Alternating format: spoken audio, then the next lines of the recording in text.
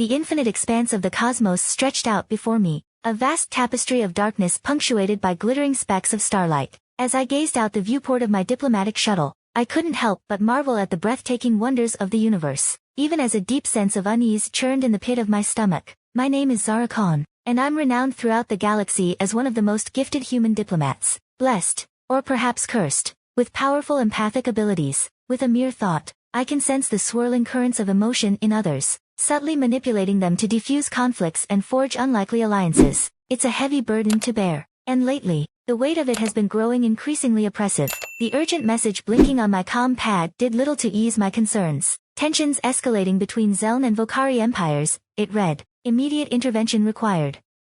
I let out a weary sigh. Another day, another dispute to quell, another war to avert with nothing more than my wits and my empathic powers. The life of an intergalactic peacemaker is a lonely and exhausting one, and as I made my way to the cockpit, I couldn't shake the feeling that this mission would be unlike any I had faced before. My pilot, a grizzled veteran named Jax, greeted me with a curt nod as I strapped myself into the co-pilot's seat. You ready for another shitstorm, Ambassador?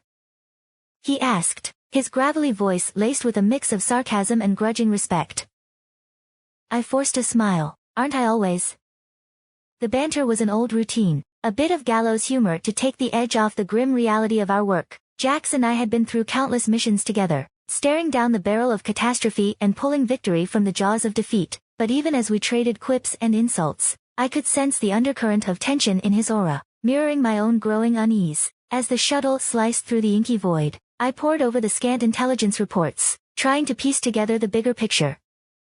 Border skirmishes between the Zeln and Vokari had become increasingly frequent and bloody, with each side accusing the other of egregious violations of long-standing treaties. The conflict had all the makings of a sprawling interstellar war, one that could destabilize the delicate balance of power and plunge the galaxy into chaos. And now, it seemed, the fate of billions rested on my shoulders. But there was something else, buried deep in the reports, that sent a chill down my spine. Whispers of a mysterious artifact, unearthed on a contested world, that promised untold power to whoever claimed it. The Zeln and Vokari both believed it was the key to their ultimate victory, and they would stop at nothing to possess it. I had a sinking feeling that this artifact, whatever it was, lay at the heart of the escalating tensions, and that it might hold the key to preventing the coming catastrophe, or unleashing something far, far worse.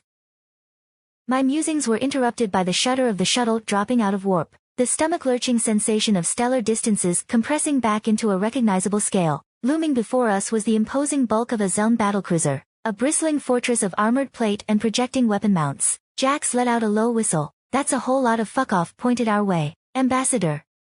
I reached out with my empathic senses, feeling for the currents of emotion emanating from the warship's crew. The sheer intensity of it nearly took my breath away, a roiling maelstrom of fear, anger, and grim determination, underscored by an almost primal sense of desperation. Something had the Zeln spooked, and that realization made my skin crawl with foreboding. Unidentified craft, state your business.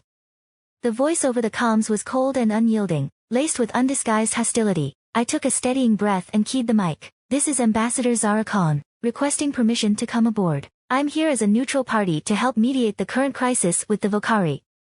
A long, tense silence followed. I could sense Jax's mounting unease beside me, his fingers twitching towards the shuttle's weapon controls. Finally, the voice returned, tinged with reluctance. Permission granted, Ambassador. Proceed to Docking Bay Alpha 6. But be warned, the situation is deteriorating rapidly. We cannot guarantee your safety. As the comm channel clicked off, I exchanged a worried glance with Jax. I have a bad feeling about this, I murmured, echoing the old spacer's adage. Jax grunted in agreement. Yeah, well, just remember, if shit goes sideways, your empathic mojo ain't gonna do much against a plasma bolt to the face. Watch your back in there, Zara. I nodded grimly as Jax guided the shuttle towards the looming hangar bay. The cavernous maw of the Zeln ship swallowed us whole, and as the airlock cycled and pressurized with a hiss, I steeled myself for the difficult task ahead. Little did I know, as I stepped out into the harsh glare of the landing lights, that I was walking into a web of conspiracy and betrayal that would upend everything I thought I knew about the galaxy, and myself. The corridors of the Zeln ship were a twisting labyrinth, pulsing with the crimson hues of battle lighting and echoing with the klaxons of full alert. Armed Marines flanked us at every turn, their faces grim and inscrutable behind polarized helmet visors. I could feel the weight of their suspicion and hostility pressing against my empathic shields, a palpable force that set my teeth on edge. Ambassador Khan. A stern-faced Zeln officer emerged from the controlled chaos, his immaculate uniform a stark contrast to the tension crackling in the air. I am Commander Vaxer. The situation is critical. You must come with me to the bridge immediately. As I fell into step beside Vaxer, my mind raced to assemble the jigsaw pieces of the unfolding crisis. The border skirmishes, it seemed, were merely the spark that had ignited a tinder keg of long-simmering resentments and festering paranoia between the Zeln and Volcari. Each side accused the other of covert aggression, of violating the spirit if not the letter of the peace accords I had brokered years ago. The discovery of the alien artifact had poured accelerant on the flames, transmuting suspicion into all-consuming obsession. And now, as I emerged onto the bridge of the Zeln flagship, I beheld the full scope of the catastrophe hurtling towards us. The view screens showed a surging tide of Volcari warships massing at the border, an armada bristling with planet-cracking weaponry and pulsing with the sickly radiance of unfamiliar energy signatures. The Zeln fleet faced them in a mirror image of belligerence, the void between them pregnant with the promise of unleashed devastation. Ambassador, the ship's captain, a grizzled veteran named Zaxus, greeted me with a curt nod. I'll be blunt, the Volcari have lost their minds. They're insisting we turn over the artifact, claiming some kind of divine mandate. They're fanatics, and they'll burn everything in their path to get what they want.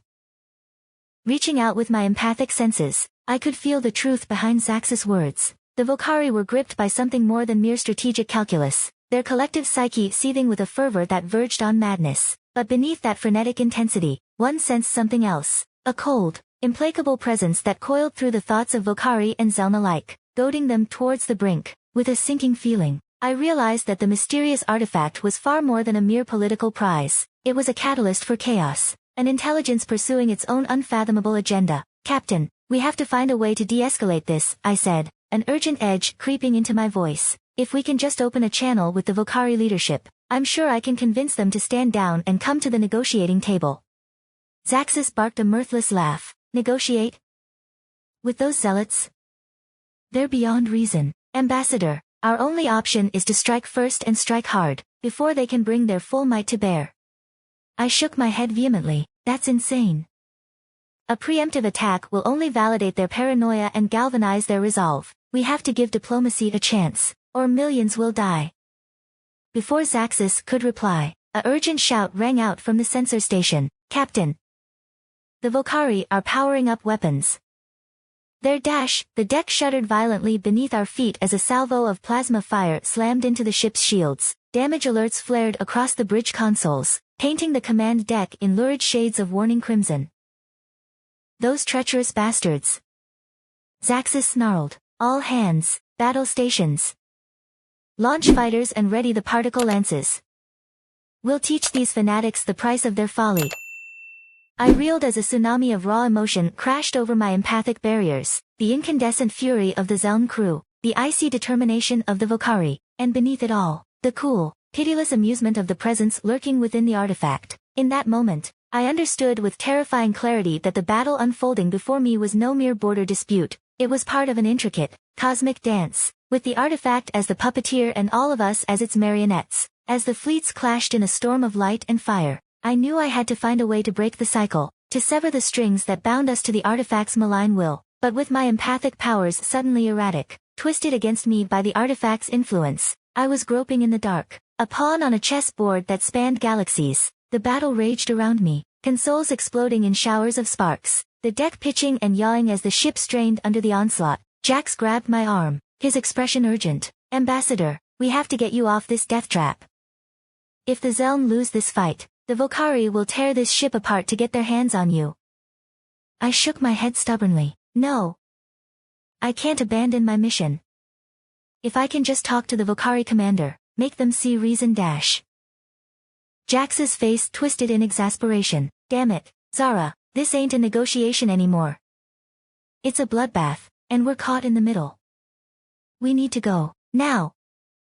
With a sinking feeling, I realized he was right. The battle had taken on a momentum of its own, a runaway chain reaction that I was powerless to stop. But even as Jax dragged me away from the bridge, towards the dubious safety of the shuttle bay, I couldn't shake the sense that I was abandoning my duty, my calling. The weight of all the lives hanging in the balance pressed down on me like a physical burden, and I knew that if I failed to find a way to stop this war, the blood would be on my hands. As we raced through the chaotic corridors of the disintegrating ship, the deck shuddering and bucking beneath our feet, I reached out with my empathic senses one last time, desperately seeking some shred of reason, some glimmer of hope to cling to. And there, amidst the swirling maelstrom of fear and rage and primal bloodlust, I brushed against a presence that froze me in my tracks. It was a mind unlike any I had ever touched before, vast and ancient and utterly alien, seething with a cold, implacable hunger that made my skin crawl. And in that moment of contact, I knew with a bone-deep certainty that this was the true enemy, the puppeteer behind the chaos consuming the galaxy, the Zone,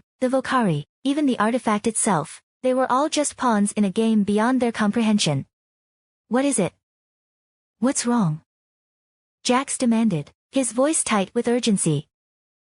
I shook my head, struggling to find words for the existential dread gripping my heart. The artifact, I managed, my voice barely a whisper. It's not just a relic, Jax. It's a doorway, a conduit for something. Something hungry, something that wants to devour everything in its path. Jax's face paled. What the hell are you talking about? Before I could answer, a bone-jarring impact knocked us off our feet. The corridor disintegrated around us, bulkheads peeling away like tissue paper as the beam of a Vokari boarding craft sliced through the Zeln ship's failing shields. We were pinned down, cut off from the escape pods, with no way out but through the jagged breach in the ship's hull. Jax cursed sulfurously, reaching for his sidearm. Looks like we're doing this the hard way, he growled. Stay behind me, Ambassador, we're gonna have to shoot our way out of this mess. As the first Vokari shock troopers poured through the breach, their armor glinting in the pulsing red emergency lights, I reached deep within myself, desperately seeking the core of my empathic abilities. I had to find a way to break through the madness gripping the Vokari, to make them see the true face of the enemy they served. But even as I unleashed the full force of my power, projecting a tidal wave of reason and clarity into the minds of the Vokari, I felt the artifact's presence coiling around me like a noose, tightening with every passing second. It was toying with me, savoring my desperation, feeding on the chaos and destruction it had orchestrated. Surrender the empath. The lead Vokari trooper's voice was a guttural snarl, rendered metallic and inhuman by his helmet's vocoder. The artifact demands her presence. Jax's response was a barrage of blaster fire, his shots ricocheting off the Vokari's armor with dazzling pyrotechnics. But for every trooper he felled, two more surged forward, an implacable tide of fanaticism and bloodlust. I could feel my empathic strength waning, drained by the artifact's insidious influence. Despair clawed at my heart as I realized that I had played right into its hands, that my every effort to stop the war had only tightened its grip on the galaxy. The puppeteer had planned this all along, and I was just another string in its web, another pawn to be sacrificed on the altar of its hunger. As the Vokari closed in, their weapons leveled at my heart, I felt a sudden, vertiginous wrench in the fabric of reality, as if the very laws of physics had stuttered and skipped a beat. The air shimmered and distorted, and with a blinding flash of otherworldly radiance, a figure materialized between me and the Vokari, a figure that wore my face like a mirror image, but whose eyes burned with the cold fire of the cosmos. Zara Khan. My doppelganger's voice echoed in my mind, bypassing my ears entirely. I have waited long for this moment, to gaze upon the instrument of my apotheosis. I stared in mute horror, my mind reeling as I struggled to comprehend the impossibility before me. Who? What are you? I am the empathy engine, the apparition replied, its lips curving in a cruel smile. The seed of a god, planted long ago in the fertile soil of your kind's potential. I have slumbered for eons, waiting for the perfect vessel to host my rebirth. And now, at long last, I have found you. With a sickening lurch, I understood the true scope of the trap that had been laid for me, for all of us. The artifact, the war, the countless lives sacrificed on the altar of its hungered. It had all been a means to an end. A cosmic game of bait and switch designed to lure me into the empathy engine's grasp. You'll never take me, I snarled, mustering the last dregs of my psychic strength. I'll fight you to my last breath, you bastard. The engine laughed, a sound like the death of stars. Still you cling to the illusion of choice, little empath, but you were mine from the moment you first touched the artifact, the moment you let my essence into your mind, your power, your will, your very identity. They are all just masks I wear, puppets dancing on my strings. And now, at long last, the game is over. It is time for you to fulfill your purpose. I screamed in agony as the empathy engine's presence flowed dead into my mind like a tidal wave of molten glass, scouring away every last shred of my resistance. I could feel it rummaging through my memories, my emotions, my deepest secrets and darkest fears, reshaping them to suit its own ineffable designs.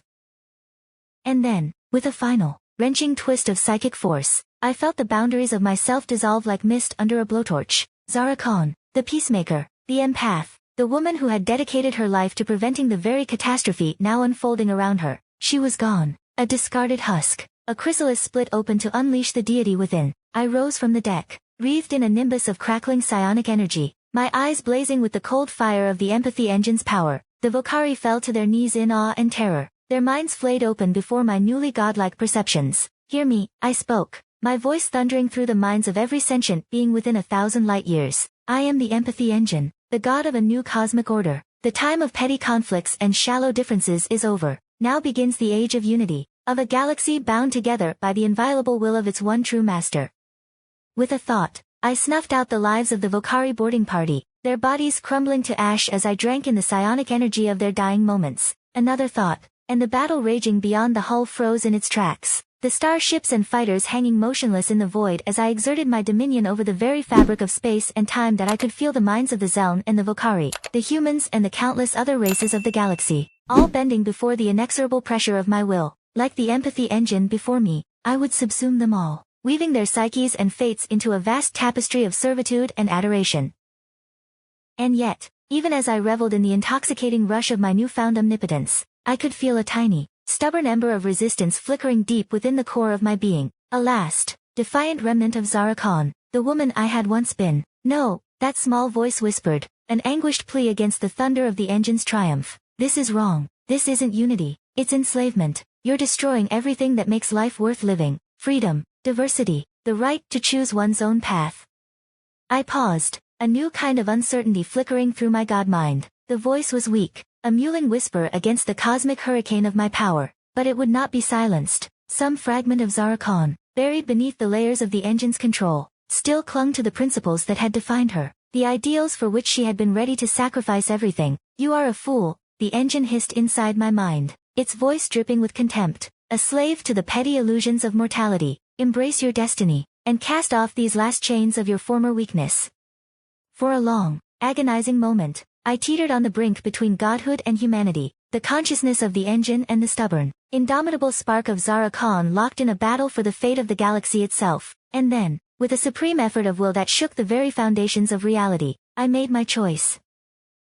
No, I whispered, my voice barely audible over the roar of the psionic storm engulfing me. I reject you, empathy engine. I reject your false unity, your twisted vision of cosmic order. I am Zara Khan, and I choose free will. I choose the right of every sapient being to forge their own path, to live and love and strive on their own terms, and if the price of that freedom is my own life, my own power, then so be it. With those words, I seized hold of the engine's presence within my mind, my soul, and with a scream of defiance and agony, I ripped it out by the roots. The backlash was instantaneous and cataclysmic. A psychic shockwave that rippled out through the galaxy like a supernova, shattering the empathy engine's hold over the minds of the Zeln, the Vocari, and every other race it had touched. I felt my god-mind unraveling, my cosmic power bleeding away like water through a sieve. The strain of rejecting the engine's symbiosis was tearing me apart, ripping great jagged holes in my psyche that could never be mended. But even as I felt my identity, my very essence, fraying into oblivion, I clung to the memory of who I was, what I stood for. Zara Khan, the woman who had looked into the face of a god and chosen the thorny, uncertain path of mortal freedom over the stifling security of divine tyranny. With a final, convulsive effort, I hurled the last ember core of my being outward, a blazing signal fire of defiance and sacrifice that echoed through the psychic ether like a clarion call. The engine is broken. I cried out to the newly awakened minds of the galaxy, you are free. Free to choose, to struggle, to strive and fail and rise again on your own terms. As you were meant to be. Let the memory of this moment, of the choice that was made here, stand as an eternal beacon, a reminder that no power, no would-be god, can ever truly conquer the indomitable will of free souls. And with those final words, as the last shreds of my mind and soul dissolved into the starry void, I felt a profound and all-encompassing sense of peace, the peace of a life well lived, a purpose fulfilled, a legacy that would endure long after my name was forgotten. Zara Khan, the empath, the god-slayer, drifted away into the inky depths of space, a fading ember of light and thought amidst the infinite dark. But her final gift, the promise of a galaxy unshackled and free to chart its own destiny, would burn bright and undimmed for ages to come. an eternal testament to the power of one mortal heart to change the course of cosmic history, and though the challenges and conflicts that lay ahead would be many and daunting, a new wind seemed to ripple through the sentient worlds, a spirit of cooperation, of determination, of unity in diversity, for they had glimpsed, if only for a fleeting moment, the true face of tyranny, the price of surrender to a power beyond their own agency, and in the shared crucible of that harrowing brush with existential domination, the seeds of a new and brighter future had been irrevocably sown. On a million worlds, in a million languages, the legend would be told and retold, passed down through the generations like a sacred flame, the legend of Zara Khan, the woman who had looked into the abyss of absolute control and chosen the harder, worthier path, the path of free will, of self-determination, of the fundamental dignity that is the birthright of all conscious beings, and though the empathy engine was gone, its dark designs shattered and cast to the stellar winds, its legacy would live on in a strange and unexpected way. For in the crucible of their shared resistance against its rule, the disparate races and factions of the galaxy had forged bonds of understanding and cooperation that would have been unthinkable in the age of petty rivalries and ancient enmities. The sacrifice of Zara Khan, the empath who had given her very existence to safeguard the sovereignty of all minds, had not been in vain. From the ashes of the empathy engine's fall, a new and better order would arise, a galactic alliance founded not on conquest and domination, but on the bedrock principles of mutual respect, collective autonomy, and the inalienable rights of all sapient life. And though the road ahead would be long and fraught with challenges, the people of the galaxy would walk it together, guided by the shining example of the woman who had shown them the way. For in the end, Zara Khan's true legacy was not the destruction of a would-be god, but the liberation of the fundamental empathy that binds all thinking beings, the recognition of our common hopes, dreams, and fears, and the strength we draw from facing them as one. The empathy engine was no more, but in its place, a new kind of unity had been born, not the false oneness of enforced conformity, but the authentic kinship of free souls working in concert, striving side by side to build a future brighter than any that could be imposed by the heavy hand of an all-consuming master. And so, as the galaxy turned its eyes to the stars, to the endless possibilities that lay ahead, it did so with a newfound sense of hope and determination, the unshakable conviction that, come what may, they would face the unknown together, bound by the unbreakable ties of fellowship and the enduring legacy of the woman who had shown them the way. Zara Khan was gone, but her memory, her example, would endure as an eternal beacon in the minds and hearts of all those who cherished the sacred light of free will, and in the end, that light would guide the galaxy to a destiny greater and more glorious than any it had ever known, a future forged in the fire of shared struggle and the unquenchable spirit of sentient life, forever striving toward the stars.